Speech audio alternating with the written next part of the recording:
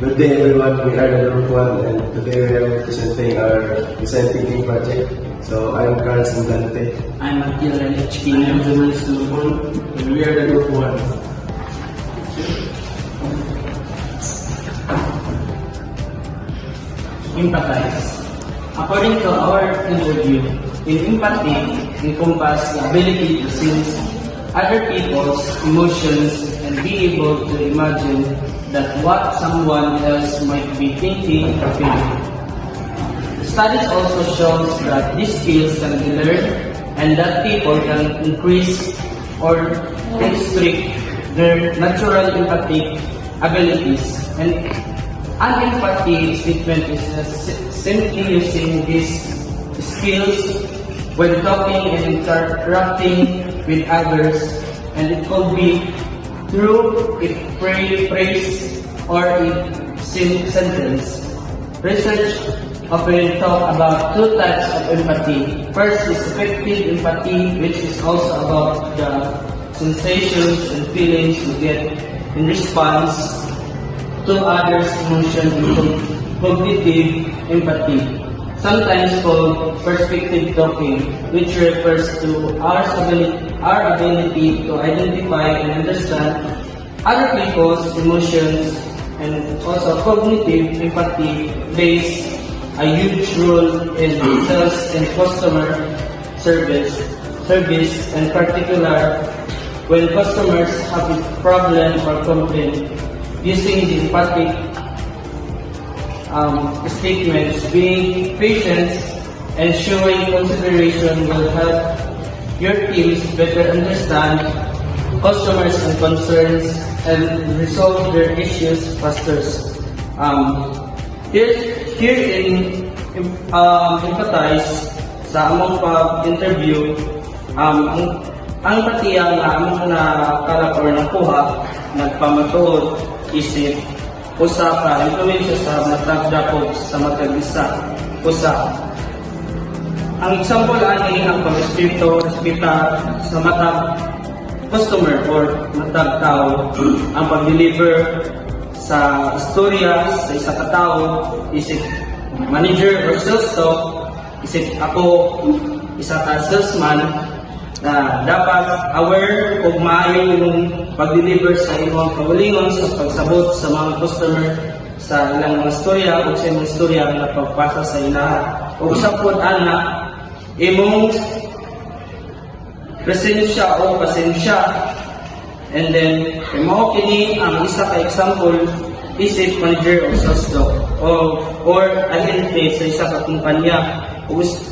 Kung isip ikaw tagiya sa usa ka kumpanya, dapat kanang mga challenging sa mga hitabo o in short, struggle in life or doubtful sa mga negosyo, imong dawat mo dapat dako imong actually pasensya gyapon because customers is always right. Define.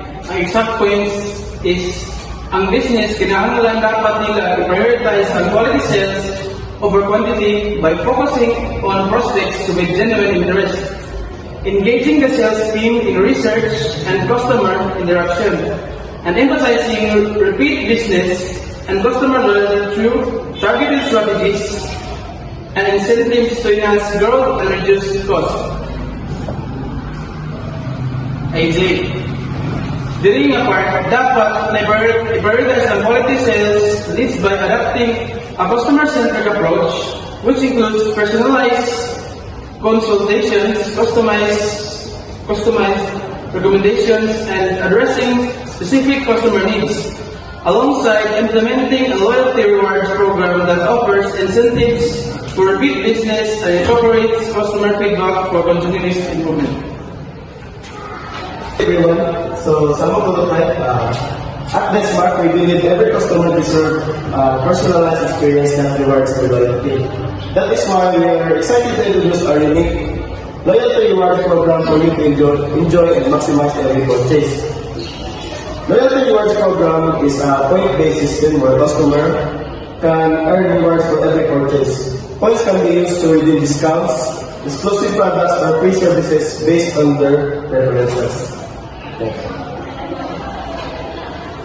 First, so the test, we gathered an approach to our selected respondent, which is the SMART applies the test to evaluate the effectiveness of our self-speech program, which involves our loyalty rewards program. We can get insightful input, make inside design adjustments, and eventually build a rule that is not only aesthetically pleasing but also useful, interesting, and supportive of the appliances and what they have to offer. In a controlled setting, it will enable us to test out various layouts, lighting schemes, and display strategies. Before committing to a full-scale execution, this tangible representation of our idea will be crucial for getting input and making wise changes. According to the insights gathered, we received positive and negative comments. The test revealed that customers appreciated the creative posts and engaging content that is designed to attract more potential customers. However, feedback highlighted of the product, overall customers enjoy the vibrant variety of posts and new content. Based on this feedback, improvements will focus on enhancing the consistency and visual appeal of digital engagement while maintaining a fresh and dynamic experience that attracted customers during the trial phase. The feedback and overall insights were well received, reinforcing the prototype design as a solid foundation for the brand. So this is our documentation during our interview of our design thinking project, and this person is the one muna mong interview para sa aming design thinking. So more than the end of our presentation, and